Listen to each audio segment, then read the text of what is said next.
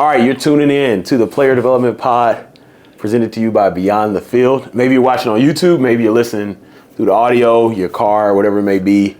But excited to have, here we go, yes, John Battle IV, Director of Player Development here at Duke University. Y'all seeing all the content, y'all. 3 days here. John, I'm really excited to have you on. I got to know you over the years and we know a lot of people that know each other, and just from what I know and what people say about you, man, you're a great guy. I'm really excited to be here. But I'm not going to take all the shine. So before we start our conversation, I want you to introduce yourself to the people listening. Yeah, before you even do that, Ed, thank you. Thank you, man. Like, seriously, thank you for just being you. Thank you for being a mentor to me. Thank you for being a leader in this space. But yeah, I just want to take it, like, sincerely, like, really, thank you for everything. Seriously. But John Battle, JB, Director of Player Development here at Duke University with Duke football. Been serving in this role going on year 2 now. So it's been a great time for me, but now we can get into it. Okay, hey, man, a few words. All right, so I'll tell a little history of, I did it on other podcasts. Y'all check it here. But yeah, so I met you through Justice Jones. Yep. Justice Jones hits me up. You were at the Buccaneers at the time. Yep. Justice calls me. Shout out to Justice. Justice, hey, hey, bring me to New York. We need to get in person. And so he's like, hey, man, I got a player here named John, great guy, played at LSU. He's seeing what I'm doing. He's asked me this. Can you talk to him? So I'm like, all right, cool. Give my number. We connect through text message. You call me. I remember walking in my room, and I told the athletes this a couple days ago, like, normally when I have conversations like this, I'm like, all right, cool, I'm a serve. Yeah. But people ask generic surface questions, so I'm like, all right, whatever. I'm going to help them out, right? And I remember being on the phone after like 2 questions. I'm like, oh, dang, he about this. So I'm like, I was originally supposed to be like 15 minutes, but it ended up being like an hour. Right.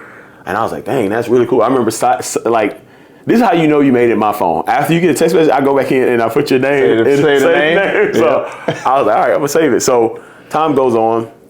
I think I told you about the ebook. You get the ebook. I'm like, dang, so he doing what, he doing what I'm asking. So you get the ebook, you watch some podcasts, and then some kind of way I go to Miami. I don't know, I might have put it on LinkedIn or something, but we found out, you found out I was going to be in Miami. Shout out to Miss Sherelle Jackson. There it is. Yeah. There it is. That's right, we're doing a program. I knew it was. So you're like, hey, I heard you coming. Man, I would love to take time. I'm like, absolutely. I was there an extra day. We met, once again, it's supposed to be like a 15, 20-minute meeting, and then we were out there for like an hour and a half, 2 hours. I haven't wound up taking to that. Yeah. Because I was like, oh, snap, I got to go. You're like, I'll take you to the airport, so we had even more time. But I remember you came, you're like, hey, I hope you don't mind. I got your ebook. I created this plan. And I was like, oh, snap. I said, yeah, I'll look at it. I was like, oh, dang. Oh, snap. I was sitting there like, hey, y'all, I was like, I want to say, hey, can you send that to me, man? Because this is really good. But I was just impressed because, like, one thing in this space, when you share so much, you try and help people. Right. The big thing is application, right? Right. People will say, how do I get into it? And there's no like, do this, you get into it. A clear-cut way to get into the space. Absolutely. For sure. Absolutely. So you did everything that I would tell people to do. And then I remember you text me. You went to my alma mater, University of Houston, and you were there. And the next thing I know, you text me like, hey, I just want to let you know I'm at Duke. I'm like, let's go. Yeah. So just want to talk about that. So that's the way I saw the journey. It's a lot of people watching this that want to know about the journey to get to this spot. So if you want to add to that, your journey. No, for sure. I mean, I can honestly say it's just been God, just order my steps. And I can just, from the relationship with Justice to him connecting with you to having a relationship with Kari to meeting up with Crystal to, it's just been all just God's plan. Like, I can't say that, I did anything. Only thing that I did, I just did the work. Yeah. Right. So, like the biggest thing for me when I thought of the concept of player development, and when I called Justice, was like, I'm like, I know everybody in the locker room. Right. I'm like, I actually have the passion and care and the want to really know my teammates. And I'm like, what can I do something in this role? What can I do? Just my day-to-day as far as just talking to guys, trying to help them out. Like, how can I get compensated for this? Or what space is there for me in athletics? Right. And I was like, oh, Justice. Called him up. He was like, yeah, man, you got to talk to Ed Jones. He's like the guru in the space. He got a podcast. He got a book. He's selling you. I'm like, yeah, let's do it. Like, let's connect me. So just talking to you again, I just knew that was supposed to be like a brief intro, but I just knew the time that I had with you was limited, but I had to make it impactful to where you can remember me, to where we can kind of keep our relationship growing. So I really just kind of wanted to really grab all of your attention as I could as possible during that time span. Right. And I mean, it kind of worked. I just really just kind of shot my shot. Yeah. But like when I say I really applied everything that you were putting out, I really did apply. Like from the book, I studied like it was a playbook. Like the podcast, every episode that you had, I watched, took notes, and I just I took the same concept of just being an NFL player. Yeah. You know, watching film. I'm watching film on you. I'm watching film, studying my opponent. Same concept, right? Yeah. Creating that playbook for myself, just using your references and things of that nature. Then hearing who you bring on a podcast. Okay, they did this. Go look up, research them. Like, okay, they did that. Look at their program. Oh, that's nice. Let me take that, highlight that, put that over here. Right. And that's how I created that program. So, again, it was not my doing. It was just simply me just being applicable, like just applying what's the resources that's there in front of me and just really using it. And I think that's something that I would say a lot of people do not really take advantage of that. Yeah. Like, especially in this new space, in this new day and age, like there's so much information out there, but we kind of want the microwave version of it. It's like, man, take your time. Like, don't be such in a rush to get in a role, because it's like, if you're not prepared for it, then you can mess it all up. And I learned the same thing with football. Just, hey, I'm a freshman, I want to get in the game, right? And I go out there and it's like, I don't know the plays. Yeah. It's like, it's too much happening. Like, I don't even know this formation, what personnel they're in. Right. You know, some of the stuff is happening, then boom, you give a touchdown, now you can't play for the rest of the year. Right? But, you know, I just wanted to make sure that I was prepared. I truly was prepared kind of, you know, for that moment, for that journey. But again, like I can't say that I did anything. It really was God. I just applied it. So again, shout out to Miss Sherelle Jackson at the University of Miami. Shout out to Caleb Blake, KB. I used to knock on Miss Sherelle Jackson's door every day because I was like, hey, like I want to get in this space. Like, what I need to do.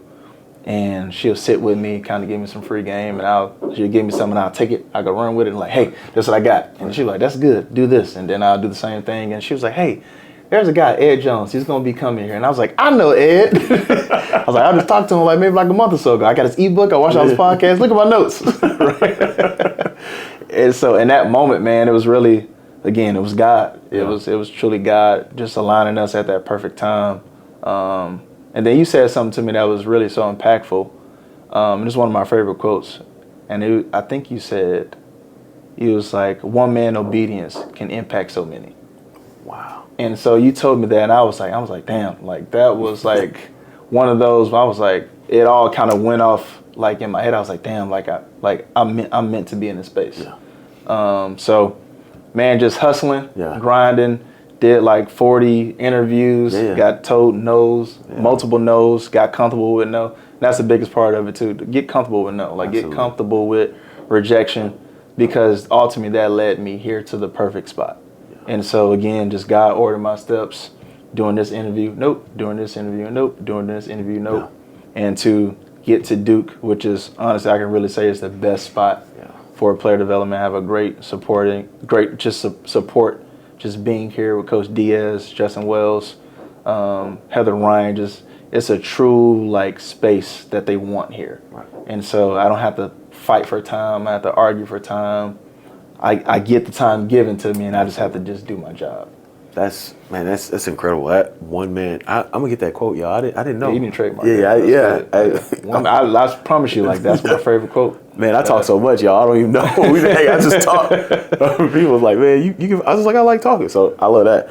One thing you said that really, and I knew it, you were doing it, because like when you got the job, a lot of people ask me, hey, you know, who's John? Where did he come from? I was like, oh, he did not only even on hating, they just wanted to know, like, where did he come from? I'm like, oh, he been doing the work. Like, I've been doing the work. He been doing the work, like, for sure. And so I appreciate you saying that, because the other thing, a quote that I just heard that I actually used with the athletes, and I was speaking to him, is a John Wooden quote was like, when opportunity comes, it's too late to prepare. Yes, it's too late. It's too late. Yeah, and I try and tell people all the time on this pod, they're like, I'm like, you better be prepared for the opportunity, because going back to what you said, if you're not prepared, you won't play again. And the way I see it is, the more professionals like you are prepared, Yep. then an assistant coach who's going to be a head coach says, I remember what John did. Let me hire somebody like John. Yep. And so preparation is key. Very key. Because once again, Sure. one person's obedience can impact so many. Hey, come on.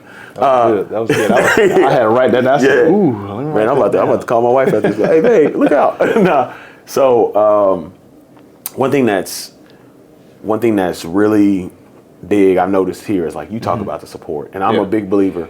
The person can make impact in the role no matter what, right? But I'm a big believer the greatest impact comes from support. Yep. I sat down with Coach Manny Diaz. You all will see that podcast soon after this one, and just him making time to like even. I was just kind of like, hey man, like I was kind of like, hey man, if Coach want to sit down, and it wasn't even on some like, hey, I just got to shoot my shot, right? Like you said, I'm okay with people like, nah, I don't have time because fall camp starts Monday, Right. So I'm sitting there thinking that, and so.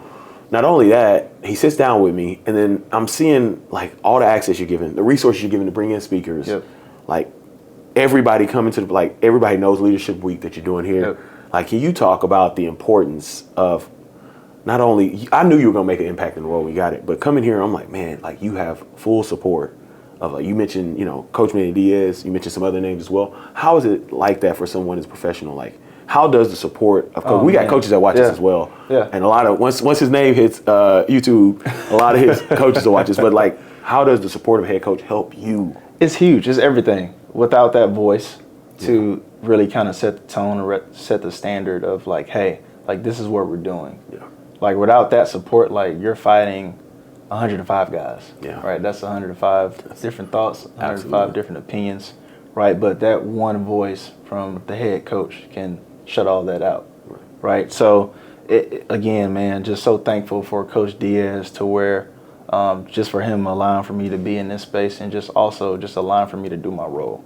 Like, he doesn't ask much of me, but what he does ask is that I impact the guys, right? And so it's that fifth pillar, that generational impact, right? So it's something that is really a part of our program. Like, it's embedded. It's one of the first things that we don't sell. When we recruit, we just tell the story. And so our story is you're going to come here, you're going to be developed as a man, right? And then you're going to have a great degree, you're going to have a great job, and then you're going to be a hell of a football player, and then you're going to play professional. Like, that's our story. We're not selling it. It truly is. Like, we have a great alumni base, and they're awesome, and they're a huge part of our success here now, just coming back and reaching back, right? Like, we have Zach over at Teamworks. Like, he gave us an hour of his time. And this is a guy who his company just scaled to be $1 billion, right? As a former player, started his company as a class project. His company's right here down the street. And for him to just give a simple hour of his time, I asked him, he's like, yeah, anytime you need, just let me know. Block the whole schedule, block the time off, sat there, gave us a full, I mean, when I tell you he gave us like so many gems, like my mind was just blown away, just sitting here. Like, he gave basically like a finance class of just like how you start a business from start A to all the way to Z. And just to watch our guys like kind of leave and be like, man, like what the heck did we just experience? And just to have Glenn Schiffman, the CFO of Fanatics, right, to go up there and do an internship with two of our student athletes and have them go to Fanatics Fest to get the work experience of like, hey, this is how we run the company, but this is how you enjoy the company, right? And then being able to see that space, like our alumni, they're huge, man, and just coming back. Shout out to AB. AB came back and recently spoke last week. But the university is so unique to where like they really take care of their own. And the Duke network is such a huge network. And our guys really do, they take pride in that. From the former players to the current players, they understand, like, you're a unique person if you come to Duke. And to, graduate and have that D on your chest and on your, side of the helmet, like, it really means something. And so that's just what I'm trying to bring and bridge together, is just making sure that pipeline, that bridge is always there to teach each one. And for our current guys to just soak up all the information. So that was kind of the birth of Leadership Week. So again, man, it's been huge for us. Our guys love it. Speakers like yourself, you get to see how like every speaker that comes in, like, this is a different group of kids. Absolutely. They're They're the greatest. They're awesome. They're going to be real like contributors to society, Absolutely. which makes my job a lot easier. I don't get crazy phone calls and things. I get to sleep, and do all those cool things and go on field trips like fanatics. Like I'm living through them in a sense. Like I'm reliving my college days just through them going to these cool, field trips. So, man, it's been great. But all that comes from Coach Diaz. Like it's his vision that he wanted. He wanted this space. He wanted this lane. And again, he wanted to really find a unique way to kind of tell our story. Yeah. Are you talking about the guys? The guys, I gave a presentation about networking elevator pitch. They did it. Some of you all seen the videos. You'll see B-roll of it here soon.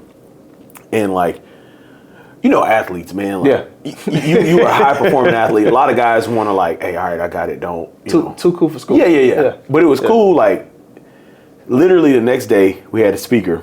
We had Brian Levy and Kari Dotson. And guys are coming up to me like, hey, how should I go? How should I do this pitch? So I'm sitting there telling like, hey, this is how you do it. And I'm like, connect this way. And I think that means a lot. Man, I know I need to ask them a question.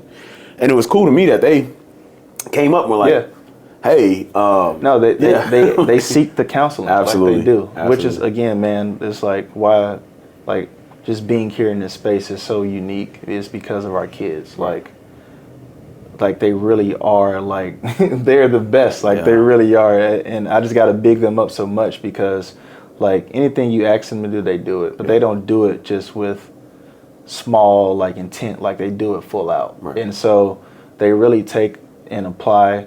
Like kind of all the skills and tools that we give them, and they really try to use it. Absolutely. Like right on the spot. I saw it. I saw it. It's like okay, I was like, all right, okay, Ed Jones, we've run everything, and they're gonna process it, and okay, they're a little nerdy, they're gonna process it in their own way, but as soon as they feel comfortable with it, boom, they're gonna do it. I mean, you talk about a guy like Chandler, who's one of the better players on the team, and he comes up to me, he's like, no, I want to do my pitch with you. And I'm like, yes. I want all He just like walked up on me like as a true corner.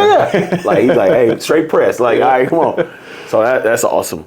So you don't know this. I thought about this actually last night in my hotel. You're the first person I've ever shadowed in this role. Really? Yeah. I've never, even when I was in the role, I've never had a chance to follow anybody. So I've always seen it from my viewpoint. Right. And so what I've noticed, number one, you're respected. And I think that means a lot, like you're respected. And it's not a forced respect. These guys respect you. So, for instance, I bring that up. The reason I bring that up is some guys just couldn't make it because of class, projects, different university. And they let you know. It wasn't like you texting them like, hey, JB. It didn't matter if we, literally walk in the building, hey, JB, I can't make this one, but I will be here. I got this. This is why, boom, boom, boom. I'm like, okay, that's one. I'm like, all right, cool. And I'm thinking good kid, right? So we walk around another kid. I'm like, oh, dang. Then another kid, hey, JB, or they like, hey, what time? Okay, I want to make sure it's the right time. I'm going to get some treatment real quick. I'm going to be up there.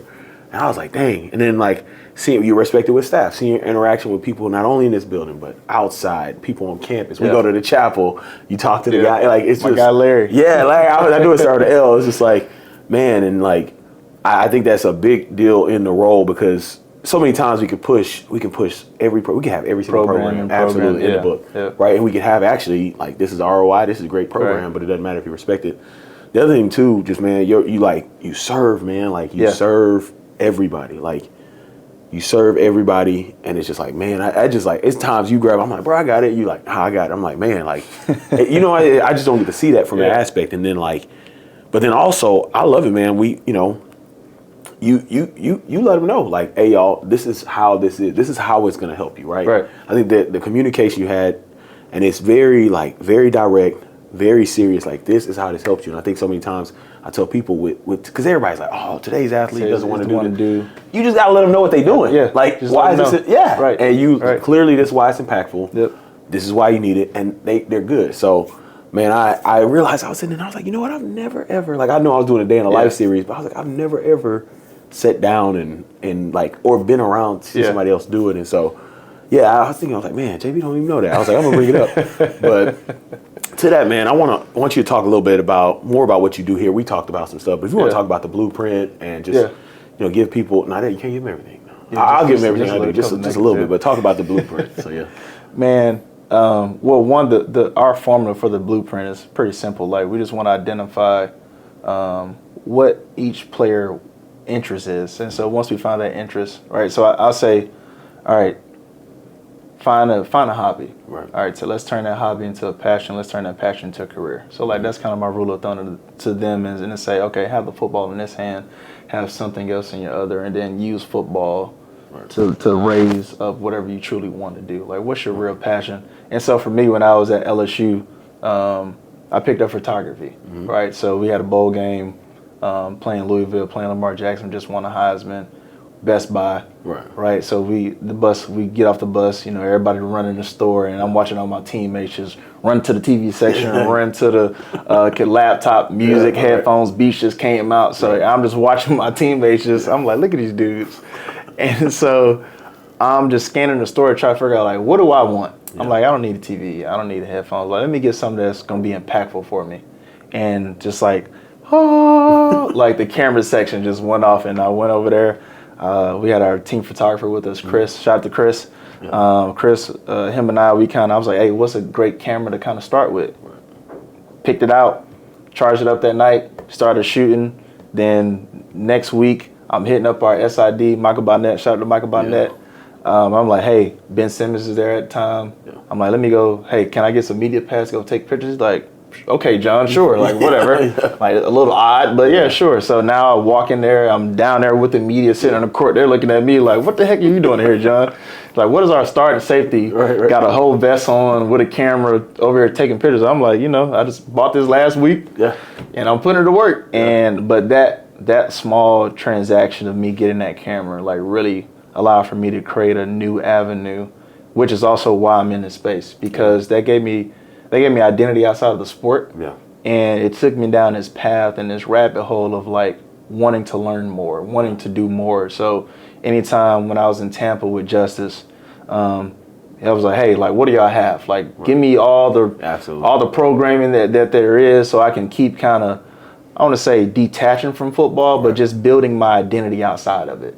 And that was huge. And so just going from that and being on the Social Justice Initiative, Inspired Change, shout out to Anquan Bolden, doing that, and then doing an internship with the PA my rookie year. So I spent my off season in DC at the PA at the league office, doing different stuff like that. So that really gave me the confidence to know, like, okay, when I do transition, I can be in this space. Like, I can see myself here. And I think that's one of the huge kind of proponents of like finding that interest, finding that hobby. And so that's our formula. It's literally that. It's just, what do you like to do? I don't care if you like, hey, JB, like, I love making socks. It's like, okay, let's go. I'm gonna support you all the way. Like, hey, there's this guy that I know. He got a sock company. They're doing well. He's actually a Duke alumni. Let's connect. You guys got a Zoom call next week.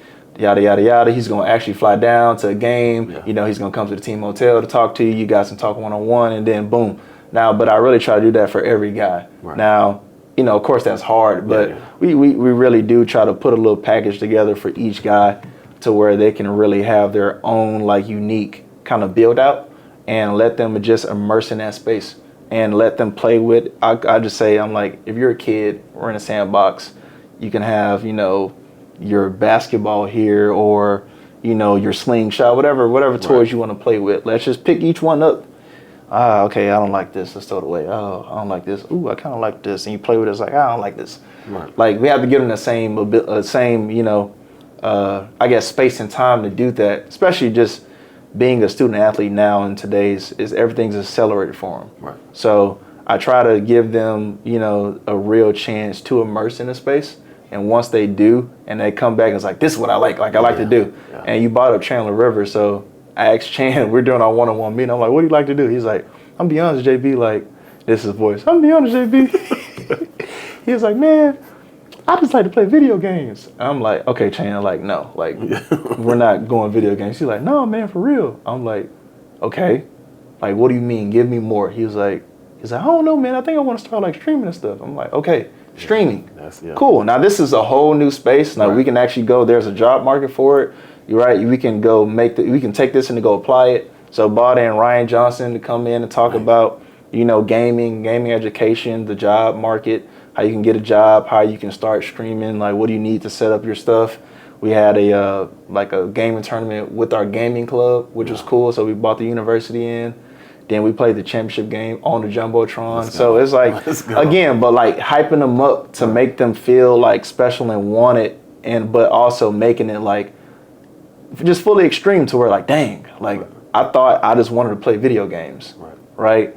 Now I'm playing a video game on a Jumbotron in our stadium. Yeah. Then to segue it to like, wow, like we're in Epic Games, walking around where they create Fortnite and Call of Duty and Gears of War. So it's really just expanding their minds and just allowing for that thought to be a real reality. Yeah. So I know that was long-winded, but that really is, that's the blueprint. Like that truly is what it is. Well, you just gave us the blueprint of the blueprint. Yeah. So one thing I'm listening to you and talk and even seeing it here, I think, and when I first started, this is the one thing, if I could go back, of course if I could go back, there's so much I do. Yeah, for sure. But the resource involvement. So I was like, I got to do this on my own because people don't understand. But I'm hearing you mentioned bringing alumni. You mentioned bringing in, Epic Games is in Cary, North Carolina, which is 30 minutes from here.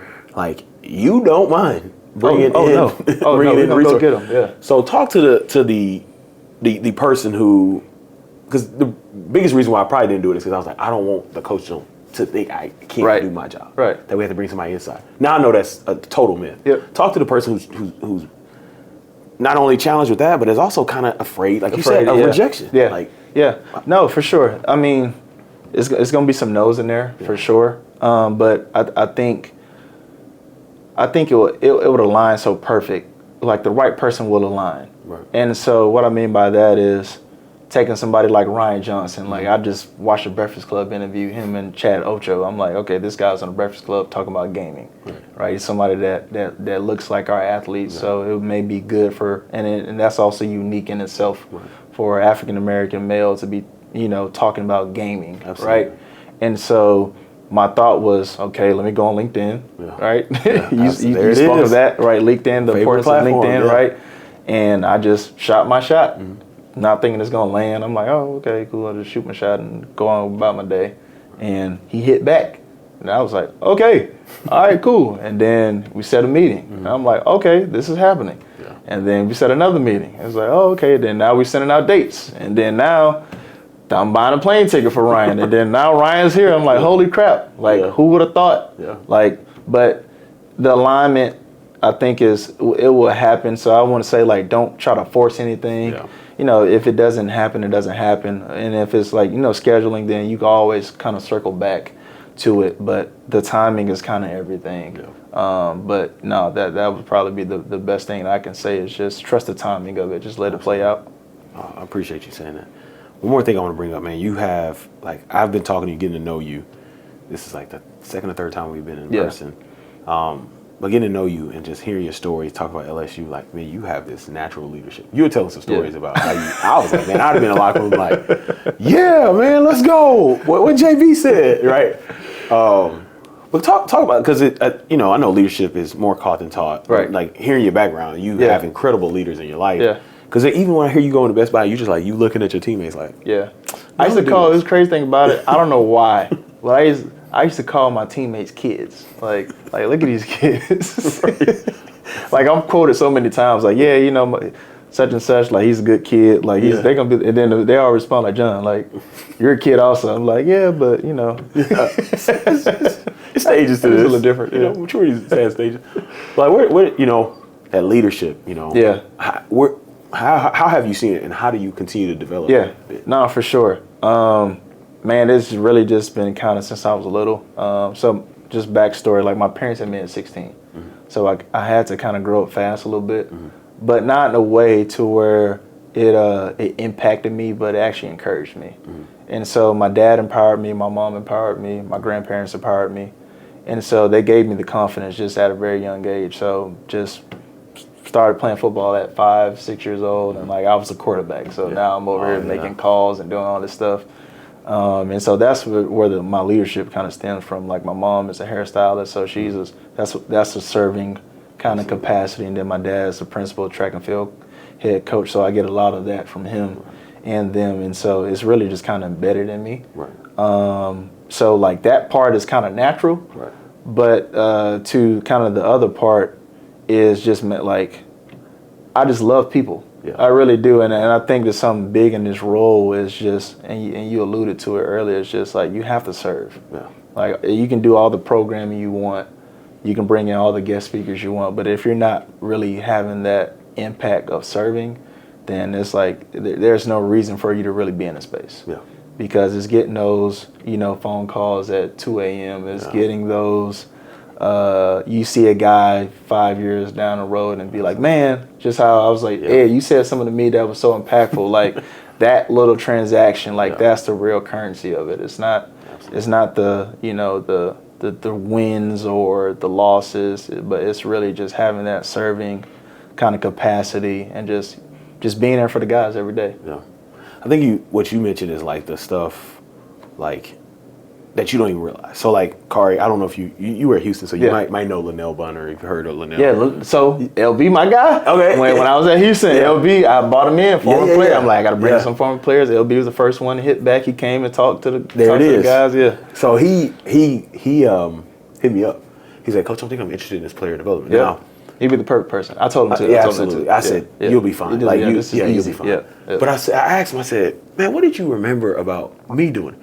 He said, and he told me something. I was like, dang, that really meant something. He said, Coach, he said, I saw you come from a high school. You didn't know what you were doing. Mm-hmm. But we respected you because you showed up every single day. And you once you figured it out, he was like, we saw it, and then we all got let go in 2018. But he's like, we saw you figure that thing out. He's like, I will always. He's like, that's why you're the first person I call. Because I'm sitting there thinking like, I don't remember doing no, Yeah, you can't lie to them. You can't BS them. Like you can't BS them like that. They're gonna pick that up in a heartbeat if you're not genuine. Absolutely. And so like when I came in, I didn't come in as like I'm John Battle, played at LSU, yada yada yada. Like I do that a little bit just to grab their attention. But once I grab the attention, then it's like I don't want high fives. Like I give hugs. Like they try to dap me off, I slap their hand down. Give me a hug. So like that's one barrier to kind of break down, and then also too like workouts. Like be there for workouts. Yeah. Like that's when they're suffering the most. Absolutely. That's when they're hurting the most, right? And that's when if you can have a transactional moment in the weight room or doing a workout, then like that's where you can really build that bridge. And you have to be a crazy person too to be up at 5:30 in the morning in there with them. And I'm a little cuckoo for Cocoa Puffs. So like shout out to Coach Dave Fiegley. He allows me to come in and be in a space. And so I work out with the guys. We're on the track, they're running, I'm running with them. I'm not running for skill because I don't want to pull my hamstring, but I'm running with the bigs. Get a nice little pace stride out. But allowing for them to see me like work out and run with them gives a different, I guess, level of like vulnerability to where like they don't see me as like, oh, he's just a guy that's on the staff. Right. Or it's like, oh no, that's JB. Like he one of us. I can walk in the locker room and they're kiki-king with me like I'm one of them. But there's still a respect level to where like when I do speak, I do have that authority in a sense. But I don't try to over abuse it because I think that's another thing. A lot of people can kind of just want to be around the guys. Right. And then that ego can kind of get in a way to where they want to be impactful and it's my way or the highway type of deal. And that's why I bring in so many speakers because I'm like, look, my way may not be a way for you, but Ed could say something to where it just goes off for you. And so I try to open the door to much as people as possible, but make sure that I vet them out, that they are proper to speak to our guys and converse with them because, there's a lot of bad people out, so you definitely got to do your homework for sure. But I truly do believe that there's multiple ways to impact somebody. Yeah. I just thought about as you were talking, and this is, I understand Leadership Week, you got to be aware. You have been outside your office this entire time. Yeah. Entire time. We've been 3 days. Yes. So I got to see it before we leave. But no. So we'll do rapid fire. First of all, y'all, if y'all enjoying this, please subscribe. Like and subscribe. Yeah, man. I did. I was like your 8th subscriber. Hey, man, come on, man. Come on. We were at like 9:55 now. Hey, let's go. It's crazy. Let's go. Crazy. Let's go. Consistency. Yeah. So we'll do some rapid fire. Now, I'll tell you this. Durham, y'all, first time here. Man, I got love for Durham. Mm-hmm. You have taken us to everything I've eaten has been incredible. Yep. Like, this is, man, I don't know if y'all have never been. Come to Durham, come to the Duke football game. It is.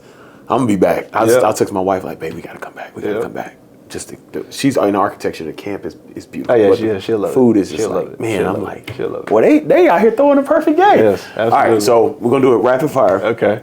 You've heard me do it with other people. All right, 25. Now, once again, don't mess up. No, I know you got relationships. I don't want you. You know what I'm saying? Yep, you know. Yep. All right, I'm gonna go a little higher because 25. You know, I went to a place. I was like, okay, $40 gift card. $40 gift for card. lunch. Where you going? Where's the jerk? Oh yeah. Where's the jerk? It's Jamaican spot. Why go on my yacht? Hey. A great spot. Actually, it's like right down the street from my house, so I'm there like all the time. Yeah. But I want to say like, and I'm from Miami. Yeah. We got a lot of Caribbean cuisine down there, but that's some of the like best like oxtails that I've had. And for it to be in North Carolina is like, what the heck? Yeah, yeah. But I will say this, North Carolina is like second on my list of like best like food. Yeah. New Orleans is one. Yeah, New Orleans is. North Carolina's two. Yeah. Dang, Houston didn't make the top 2. Houston's three. Okay. I got Miami. I got Miami at 4. Yeah, Miami's actually. I had some good food. Yeah. All right, same question. So where's the jerk? When you asked it, I was like, where is the jerk? Dinner, $100 gift card. Where you going? Ooh, $100. Ooh, so many spots. My favorite, Bar Virgil. That's my favorite. That's where we went the first night. Yeah. Man, like. Man, that was look. Yeah. Just yes. Yeah. There's nothing bad on the menu. Yeah. Everything is a hit. Yeah. 10 out of 10. Yes. Even 10 out of my 10. deconstructed burger, I was like, 10 out of 10. That's really good. 10 out of 10. Remember I bit. I was like, man, this the butter or something. I was like, man, I was sitting there like, man, this is the best lettuce. This is good. All right, so been driving around with you. You got a great music taste. Okay. I'm an old school guy. What's your favorite old school band? Ooh. Or singer? Ooh.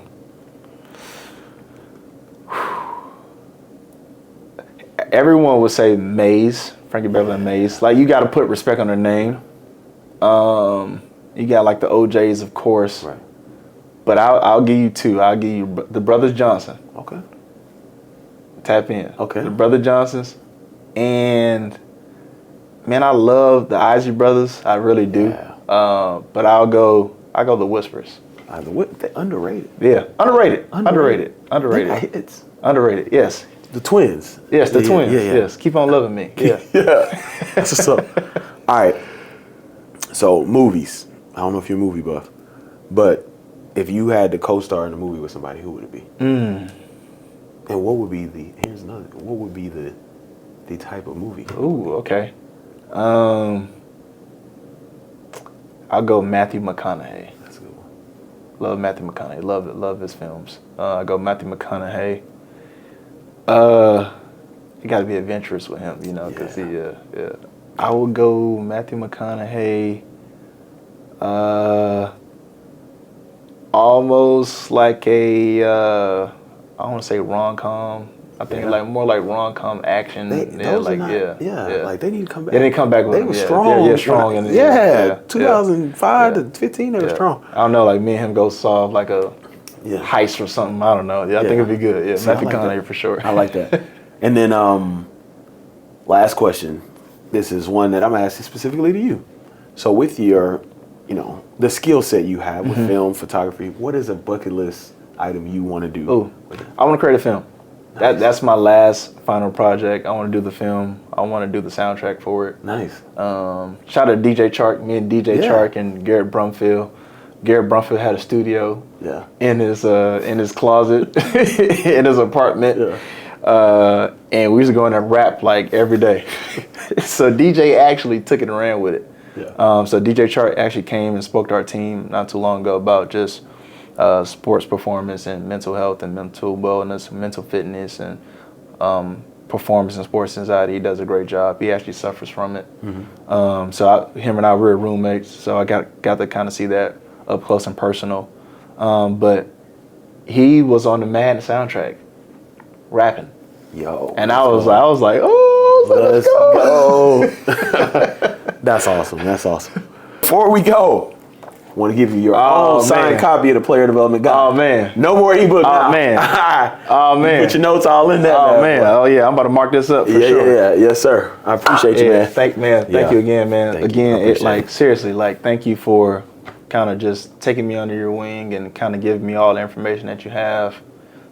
Thanks to everybody. Thanks to Justin Jones, Joe Thompson, Shout out to Joe. Dr. Cliff, Caleb Blake, Justin Wells, Manny Diaz, Justice Jones, Heather Ryan. There's a lot of people I'm missing out. Gabe Williams, my partner in crime, man. Thank y'all. Like I really couldn't do this like without you. Huge shout out to Kari, B. Levy. But Ed, like truly, like you are the man that, and I tell this, and anytime I tell my story is I mention you, I mention Kari, I mention Justice Jones, because you three were really like the people that really helped me to kind of get in this space, and I call on y'all all the time. So anytime I call, y'all answer. Absolutely. So this is my thank you, but honestly, there's like whatever you need, man.